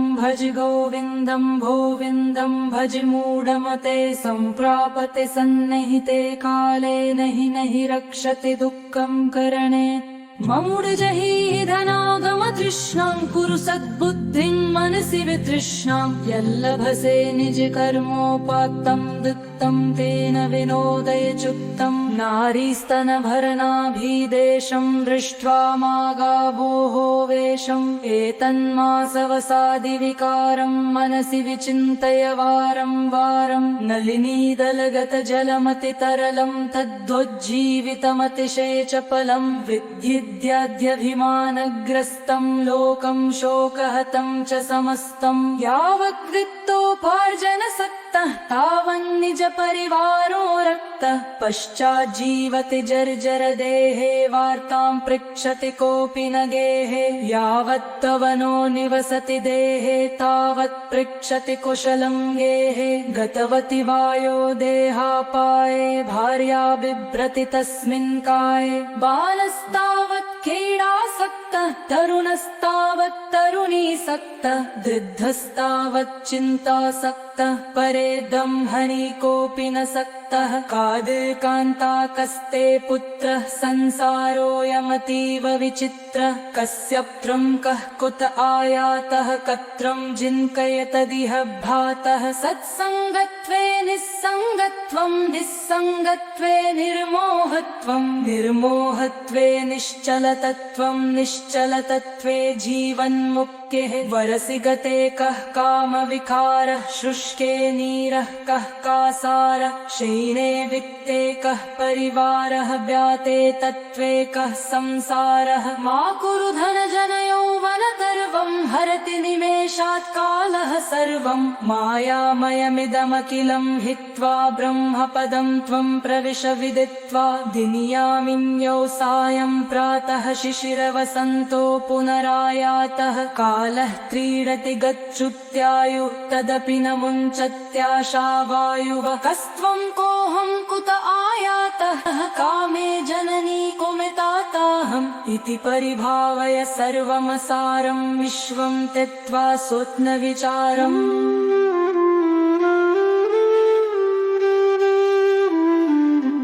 गुरुचराम्बुज निर्भर भक्तः संसाराचिरादभं मुक्तः सेन्द्रियमानस्नियमादेवम् वृक्षस्य निजहृदयस्थं देवम् गुरुचरणाम्बुज निर्भर भक्तः संसाराचिरादभवमुक्तः सेन्द्रियमानस्नियमादेवम् वृक्षस्य निजहृदयस्थं देवं भज गोविन्दं भज गोविन्दं गोविन्दं भज गोधं धं गोविन्दं भज मूढं धं नामस्मरणादन्यमुकायं न हि पश्यामो भवतरणे भज गोविन्दं भज गोविन्दं गोविन्दं भज मूढमते नामस्मरणादन्यमुकायं न हि पश्यामो भवतरणे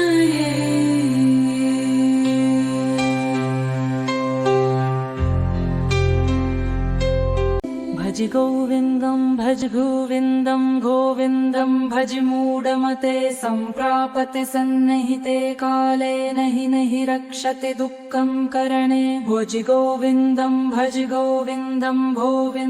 भज मूढमते सम्प्रापते सन्निहिते काले नहि रक्षति दुःखं करणे ममूढजहि धनागम तृष्णां कुरु सद्बुद्धिं मनसि वितृष्णां यल्लभसे निज कर्मोपात्तं दत्तं तेन विनोदय चुक्तं नारीस्तनभरनाभिदेशं दृष्ट्वा मागावोः वेषम् एतन्मासवसादिविकारं मनसि विचिन्तय वारं वारं नलिनीदलगतजलमतितरलं तद्वज्जीवितमतिशयचपलं विद्याद्यभिमानग्रस्तं लोकं शोकहतं च समस्तं यावद्वित्तोपार्जनसक्तः तावन्निज परिवारो रक्तः पश्चाज्जीवति जर्जर देहे वार्तां पृच्छति कोऽपि न गेहे यावत्तवनो निवसति देहे तावत् पृच्छति कुशलं गेहे गतवति वायो देहापाये भार्या बिभ्रति तस्मिन् काये बालस्तावत् क्रीडासक्तः तरुणस्तावत् तरुणीसक्तः वृद्धस्तावत् चिन्तासक्तः परेदं हनि कोऽपि न सक्तः कादिकान्ताकस्ते पुत्रः संसारोऽयमतीव विचित्रः कस्य कः कुत आयातः कत्रं जिन्कयतदिह भ्रातः सत्सङ्गत्वे निस्सङ्गत्वं निस्सङ्गत्वे निर्मोहत्वं निर्मोहत्वे निश्चलतत्वं निश्चलतत्वे जीवन्मुक्तिः वरसि गते कः कामविकारः शुष्के नीरः कः कासारः क्षीणे वित्ते कः परिवारः व्याते तत्त्वे कः संसारः मा कुरु धनजनयौवनगर्वं हरति निमेषात् कालः सर्वं मायामयमिदमखिलं हित्वा ब्रह्मपदं त्वं प्रविश विदित्वा दिनियामिन्यौ सायं प्रातः शिशिरवसन्तो पुनरायातः कालः क्रीडति गच्छुत्यायुः तदपि न मुञ्चत्याशा वायुः कस्त्वं कोऽहं कुत आयातः कामे जननी कुमिताताहम् इति परिभावय सर्वमसारं विश्वं त्यक्त्वा स्वप्नविचारम्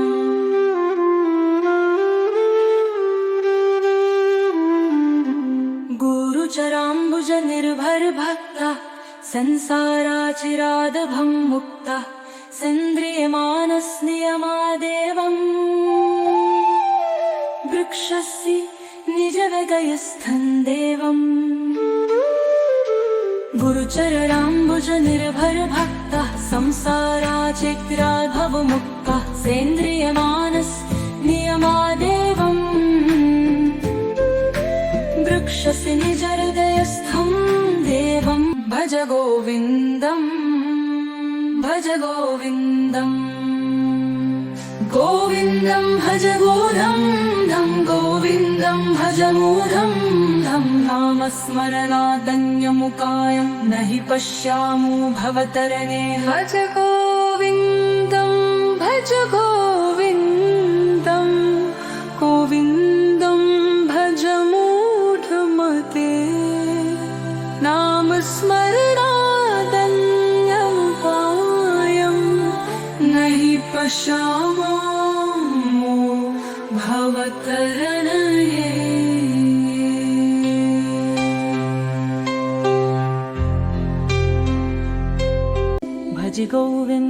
भज गोविन्दं गोविन्दं भज मूढमते सम्प्रापते सन्निहिते काले नहि रक्षति दुःखं करणे भज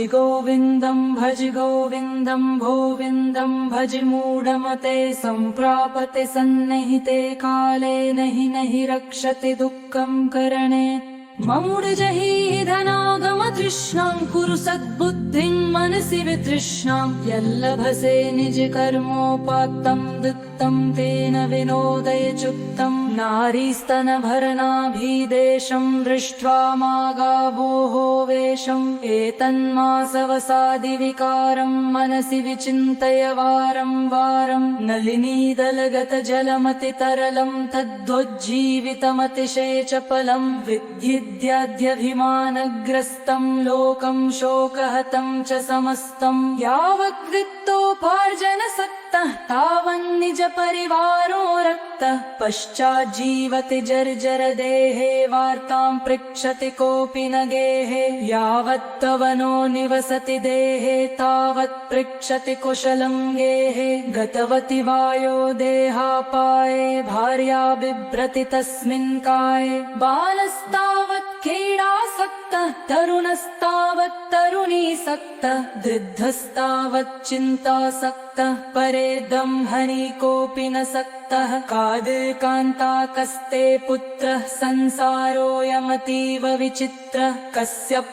कः कुत आयातः कत्रं जिन्कयतदिह भ्रातः सत्सङ्गत्वे निस्सङ्गत्वं निस्सङ्गत्वे निर्मोहत्वं निर्मोहत्वे निश्चलतत्वं निश्चलतत्वे जीवन्मुक्तेः वरसि गते कः कामविकारः शुष्के नीरः कः कासारः शयने वित्ते कः परिवारः व्याते तत्त्वे कः संसारः मा कुरु धनजनयौवनगर्वं हरति निमेषात् कालः सर्वं मायामयमिदमखिलं हित्वा ब्रह्मपदं त्वं प्रविश विदित्वा दिनियामिन्यौ सायं प्रातः शिशिरवसन्तो पुनरायातः कालः क्रीडति गच्छुत्यायुः तदपि न मुञ्चत्याशा वायुः कस्त्वं कोऽहं कुत आयातः कामे जननी कुमिताताहम् इति परिभावय सर्वमसारं विश्वं त्यक्त्वा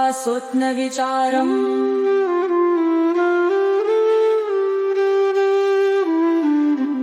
गुरुचराम्बुज निर्भर भक्ता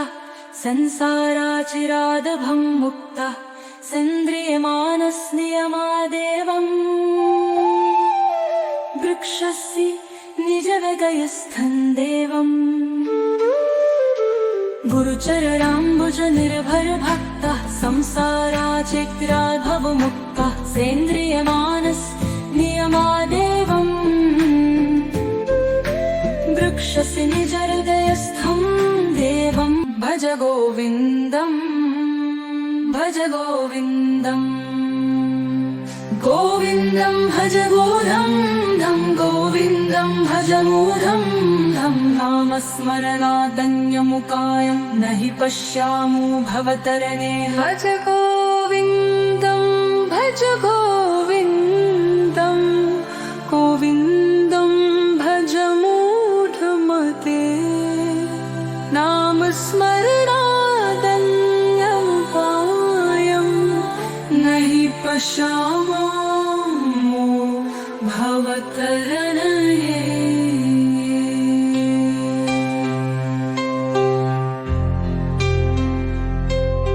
भज गोविन्दं भज गोविन्दं गोविन्दं भज मूढमते सम्प्रापते सन्निहिते काले नहि रक्षति दुःखं करणे भज गोविन्दं गोविन्दं भज मूढमते सम्प्रापते सन्निहिते काले नहि रक्षति दुःखं करणे ममूढजहि धनागमतृष्णां कुरु सद्बुद्धिं मनसि वितृष्णां यल्लभसे निजकर्मोपात्तं दत्तं तेन विनोदय चुक्तं नारीस्तनभरनाभिदेशं दृष्ट्वा मागावोः वेशम् एतन्मासवसादिविकारं मनसि विचिन्तय वारं वारं नलिनीदलगतजलमतितरलं तद्वज्जीवितमतिशयचपलं विद्युद्याद्यभिमानग्रस्तं लोकं शोकहतं च समस्तं यावद्वित्तोपार्जनसक्तः तावन्निज परिवारो रक्तः पश्चाज्जीवति जर्जरदेहे वार्तां पृच्छति कोऽपि न गेहे यावत्तवनो निवसति देहे तावत् पृच्छति कुशलं गेहे गतवति वायो देहापाये भार्या बिभ्रति तस्मिन् काये बालस्तावत् क्रीडासक्तः सक्तः तरुणस्तावत् तरुणीसक्तः वृद्धस्तावत् चिन्तासक्तः परेदं हनि कोऽपि न सक्तः कादिकान्ताकस्ते पुत्रः संसारोऽयमतीव विचित्रः कस्यप्त्रं कः कुत आयातः कत्रं जिन्कयतदिह भातः सत्सङ्गत्वे निस्सङ्गत्वं निस्सङ्गत्वे निर्मोहत्वं निर्मोहत्वे निश्चलतत्वं निश्चलतत्वे जीवन्मुक्तेः वरसि गते कः कामविकारः शुष्के नीरः कः कासारः शयिने वित्ते कः परिवारः व्याते तत्त्वे कः संसारः मा कुरु धनजनयौवनगर्वं हरति निमेषात् कालः सर्वं मायामयमिदमखिलं हित्वा ब्रह्मपदं त्वं प्रविश विदित्वा दिनियामिन्यौ सायं प्रातः शिशिरवसन्तो पुनरायातः कालः क्रीडति गच्छुत्यायुः तदपि न मुञ्चत्याशा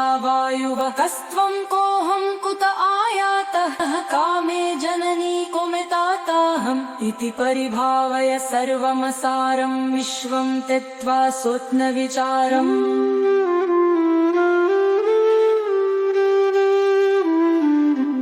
गुरुचराम्बुज निर्भर भक्ता संसाराचिरादभं मुक्ता सेन्द्रियमानस्नियमादेवम् वृक्षस्य निजहृदयस्थं देवम् गुरुचराम्बुज निर्भर भक्ता संसाराचिरादभवमुक्ता सेन्द्रियमानस्नियमादेवम् वृक्षस्य निजहृदयस्थं देवं भज गोविन्दम् भज गोविन्दम् गोविन्दं भज गोविन्दं गोविन्दं भज मूढं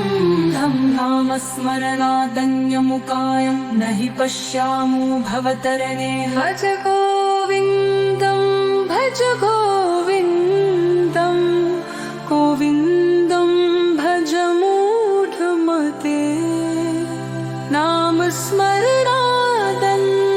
नामस्मरणादन्यमुकायं न हि पश्यामो भवतरणे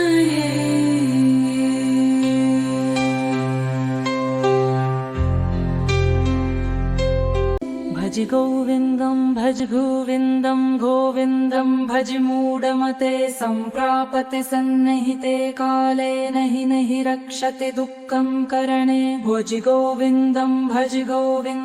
गोविन्दं भज मूढमते सम्प्रापते सन्निहिते काले नहि रक्षते दुःखं करणे ममुढजहि धनागमतृष्णां कुरु सद्बुद्धिं मनसि वितृष्णां यल्लभसे निजकर्मोपात्तं दत्तं तेन विनोदय चुक्तं नारीस्तनभरणाभिदेशं दृष्ट्वा मागावोः वेषम् एतन्मासवसादिविकारं मनसि विचिन्तय वारं वारं नलिनीदलगतजलमतितरलं तद्वज्जीवितमतिशयचपलं विद्युद्याद्यभिमानग्रस्तं लोकं शोकहतं च समस्तं यावद्वित्तोपार्जनसक्तः तावन्निज परिवारो रक्तः पश्चाज्जीवति जर्जर देहे वार्तां पृच्छति कोऽपि न गेहे यावत्तवनो निवसति देहे तावत् पृच्छति कुशलं गेहे गतवति वायो देहापाये भार्या बिभ्रति तस्मिन् काये बालस्तावत् क्रीडासक्तः तरुणस्तावत् तरुणीसक्तः वृद्धस्तावत् चिन्तासक्तः परेदं हनि कोऽपि न सक्तः कादिकान्ताकस्ते पुत्रः संसारोऽयमतीव विचित्रः कस्यप्त्रं कः कुत आयातः कत्रं जिन्कयतदिह भातः सत्सङ्गत्वे निस्सङ्गत्वं निस्सङ्गत्वे निर्मोहत्वं निर्मोहत्वे निश्चलतत्वं निश्चलतत्वे जीवन्मुक्तेः मुक्तेः वरसि गते कः कामविकारः शुष्के नीरः कः कासारः शयिने वित्ते कः परिवारः व्याते तत्त्वे कः संसारः मा कुरु धनजनयौवनगर्वं हरति निमेषात् कालः सर्वं मायामयमिदमखिलं हित्वा ब्रह्मपदं त्वं प्रविश विदित्वा दिनियामिन्यौ सायं प्रातः शिशिरवसन्तो पुनरायातः कालः क्रीडति गच्छुत्यायुः तदपि न मुञ्चत्याशावायुः कस्त्वं कोऽहं कुत आयातः कामे जननी कुमिताताहम् इति परिभावय सर्वमसारं विश्वं त्यक्त्वा स्वप्नविचारम्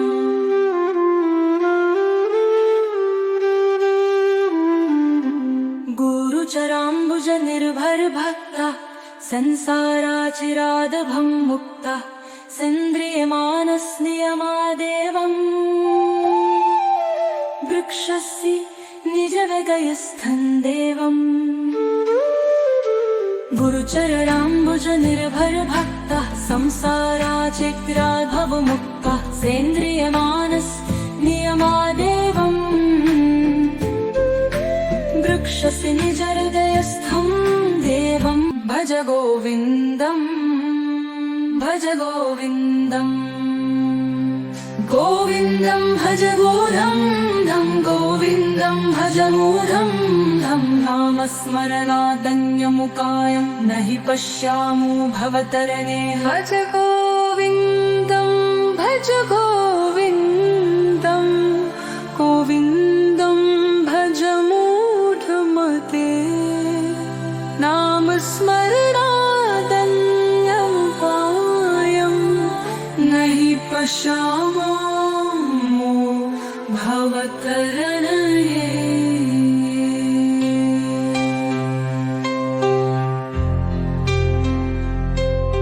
भज गोविन्दं भज गोविन्दं गोविन्दं भज मूढमते सम्प्रापते सन्निहिते काले नहि रक्षते दुःखं करणे भज गोविन्दं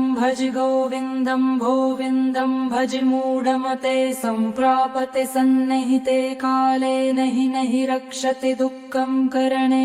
ममूढजहि धनागमतृष्णां कुरु सद्बुद्धिं मनसि वितृष्णां यल्लभसे निजकर्मोपात्तं दत्तं तेन विनोदय चुक्तं नारीस्तनभरनाभिदेशं दृष्ट्वा मागावोः वेषम् एतन्मासवसादिविकारं मनसि विचिन्तय वारं वारं नलिनीदलगतजलमतितरलं तद्वज्जीवितमतिशयचपलं विद्युद्याद्यभिमानग्रस्तं लोकं शोकहतं च समस्तं यावद्वित्तोपार्जनसक्तः तावन्निज परिवारो रक्तः पश्चाज्जीवति जर्जर देहे वार्तां पृच्छति कोऽपि न गेहे यावत्तवनो निवसति देहे तावत् पृच्छति कुशलं गेहे गतवति वायो देहापाये भार्या बिभ्रति तस्मिन् काये बालस्तावत् क्रीडासक्तः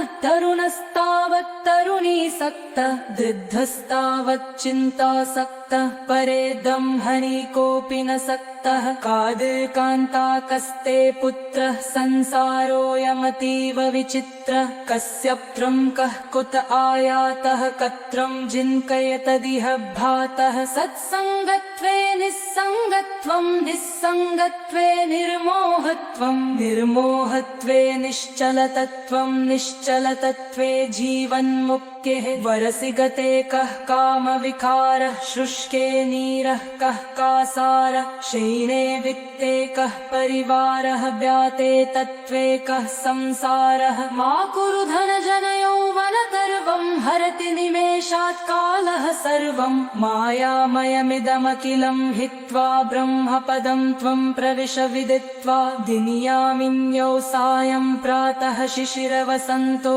पुनरायातः कालः क्रीडति गच्छुत्यायुः तदपि न मुञ्चत्याशावायुः कस्त्वं कोऽहं कुत आयातः कामे जननी कुमिताताहम् इति परिभावय सर्वमसारं विश्वं त्यक्त्वा स्वप्नविचारम्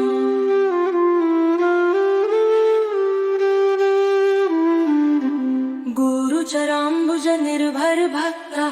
संसाराचिरादभं मुक्तः सेन्द्रियमानस्नियमादेवम् वृक्षस्य निजहृदयस्थं देवम् गुरुचरणाम्बुजनिर्भरभक्तः संसाराचिरादभवमुक्तः सेन्द्रियमानस्नियमादेवम् वृक्षस्य निजहृदयस्थं देवं भज गोविन्दम् भज गोविन्दम्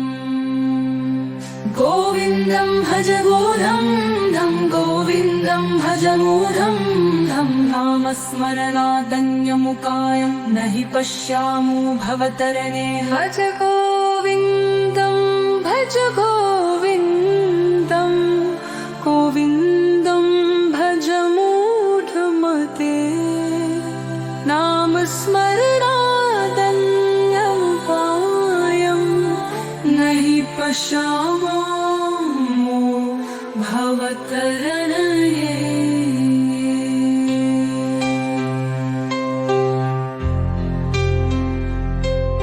भज गोविन्दं भज गोविन्दं गोविन्दं भज मूढमते सम्प्रापते सन्निहिते काले नहि रक्षते दुःखं करणे भज गोविन्दं गोविन्दं भज मूढमते सम्प्रापते सन्निहिते काले नहि रक्षते दुःखं करणे ममूढजहि धनागमतृष्णां कुरु सद्बुद्धिं मनसि वितृष्णां यल्लभसे निजकर्मोपात्तं दत्तं तेन विनोदय चुक्तं नारीस्तनभरनाभिदेशं दृष्ट्वा मागावोः वेषम् एतन्मासवसादिविकारं मनसि विचिन्तय वारं वारं नलिनीदलगतजलमतितरलं तद्वज्जीवितमतिशयचपलं विद्युद्याद्यभिमानग्रस्तं लोकं शोकहतं च समस्तं यावद्वित्तोपार्जनसक्तः तावन्निजपरिवारो रक्तः पश्चाज्जीवति जर्जर देहे वार्तां पृच्छति कोऽपि न गेहे यावत्तवनो निवसति देहे तावत् पृच्छति कुशलं गेहे गतवति वायो देहापाये भार्या बिभ्रति तस्मिन् काये बालस्तावत् क्रीडासक्तः तरुणस्तावत् तरुणीसक्तः वृद्धस्तावत् चिन्तासक्तः परे दंहनि कोऽपि न सक्तः कादिकान्ताकस्ते पुत्रः संसारोऽयमतीव विचित्रः कस्यप्त्रं कः कुत आयातः कत्रं जिन्कयतदिह भातः सत्सङ्गत्वे निस्सङ्गत्वं निस्सङ्गत्वे निर्मोहत्वं निर्मोहत्वे निश्चलतत्वं निश्चलतत्वे जीवन्मुक्तेः वरसि गते कः कामविकारः शुष्के नीरः कः कासारः शयिने वित्ते कः परिवारः व्याते तत्त्वे कः संसारः मा कुरु धनजनयौवनगर्वं हरति निमेषात् कालः सर्वं मायामयमिदमखिलं हित्वा ब्रह्मपदं त्वं प्रविश विदित्वा दिनियामिन्यौ सायं प्रातः शिशिरवसन्तो पुनरायातः कालः क्रीडति गच्छुत्यायुः तदपि न मुञ्चत्याशा वायुः कस्त्वं कोऽहं कुत आयातः कामे जननी कुमिताताहम् इति परिभावय सर्वमसारं विश्वं त्यक्त्वा स्वप्नविचारम्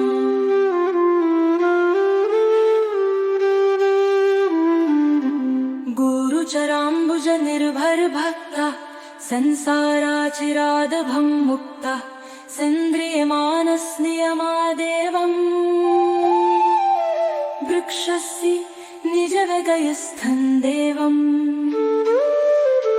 गुरुचरणाम्बुजनिर्भरभक्तः संसाराचिरादभवमुक्तः सेन्द्रियमानस्नियमादेवम्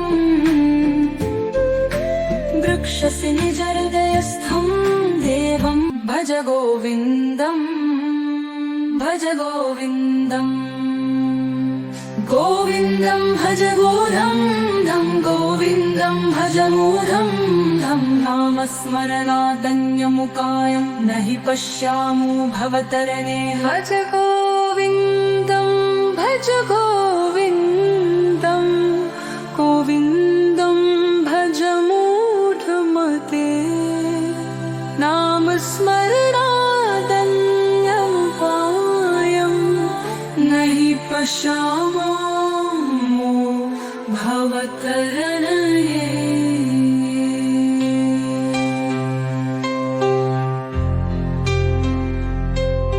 भज गोविन्दं भज गोविन्दं गोविन्दं भज मूढमते सम्प्रापते सन्निहिते काले नहि रक्षते दुःखं करणे भज गोविन्दं गोविन्दं भज मूढमते सम्प्रापते सन्निहिते काले नहि रक्षते दुःखं करणे ममूढजहि धनागम तृष्णां कुरु सद्बुद्धिं मनसि वितृष्णां यल्लभसे निज कर्मोपात्तं दत्तं तेन विनोदय चुक्तं नारीस्तनभरनाभिदेशं दृष्ट्वा मागावोः वेषम् एतन्मासवसादिविकारं मनसि विचिन्तय वारं वारं नलिनीदलगतजलमतितरलं तद्वज्जीवितमतिशयचपलं विद्युद्याद्यभिमानग्रस्तं लोकं शोकहतं च समस्तं यावद्वित्तोपार्जनसक्तः तावन्निज परिवारो रक्तः पश्चाज्जीवति जर्जर देहे वार्तां पृच्छति कोऽपि न गेहे यावत्तवनो निवसति देहे तावत् पृच्छति कुशलं गेहे गतवति वायो देहापाये भार्या बिभ्रति तस्मिन् काये बालस्तावत् क्रीडासक्तः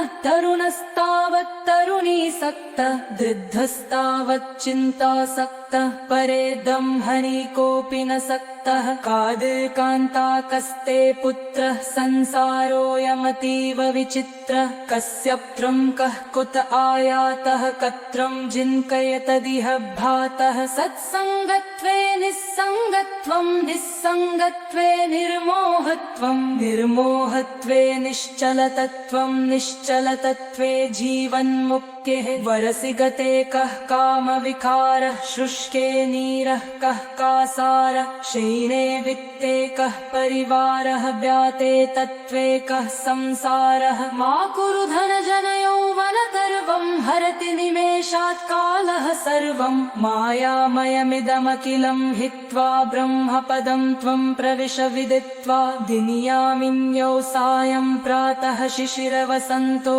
पुनरायातः कालः क्रीडति गच्छुत्यायुः तदपि न मुञ्चत्याशा वायुः कस्त्वं कोऽहं कुत आयातः कामे जननी कुमिताताहम् इति परिभावय सर्वमसारं विश्वं त्यक्त्वा स्वप्नविचारम्